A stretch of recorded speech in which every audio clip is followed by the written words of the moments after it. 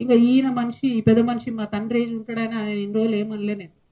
ఈయనేందో ఈమె పుచ్చు వంకాయ, సచ్చు వంకాయ అనేదో మాట్లాడుతున్నాడు.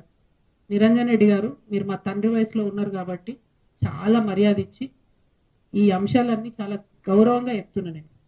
మీరు అక్కడ లోకల్ ఎంఆర్ఓ ఆఫీస్ కాలబెడితే కూడా చూసుకుంటూ ఉండిపోయారట.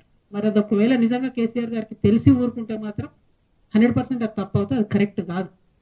ప్రజలు మంచి తీర్పు ఇచ్చారు. ఇంకా ఇంకా బీభత్సమైన మెజార్టీతో కొట్టేది ఉండే మిమ్మల్ని. ఇంకొకసారి నా మీద ఎటువంటి తట్టు మాట్లాడితే తండ్రి వయసు అని కూడా చూడము, పిచ్చి పిచ్చిగా మాట్లాడితే పుచ్చలేసిపోతా చెప్తున్నాను. ఇక ఈయన మనిషి ఈ పెద్ద మనిషి మా తండ్రి ఏజ్ ఉంటాడని ఆయన ఇన్ని రోజులు ఏమనలే నేను. ఈయనేందో ఈమె పుచ్చు వంకాయ, సచ్చు వంకాయ అనేదో మాట్లాడుతున్నాడు.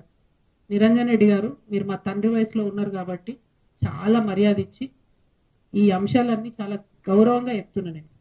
మీరు అక్కడ లోకల్ ఎంఆర్ఓ ఆఫీస్ కాలబెడితే కూడా చూసుకుంటూ ఉండిపోయారట. మరి అది ఒకవేళ నిజంగా కేసీఆర్ గారికి తెలిసి ఊరుకుంటే మాత్రం 100% అది తప్పు అవుతుంది, అది కరెక్ట్ కాదు. ప్రజలు మంచి తీర్పు ఇచ్చారు. ఇంకా ఇంకా బీభత్సమైన మెజార్టీతో కొట్టేది ఉండే మిమ్మల్ని.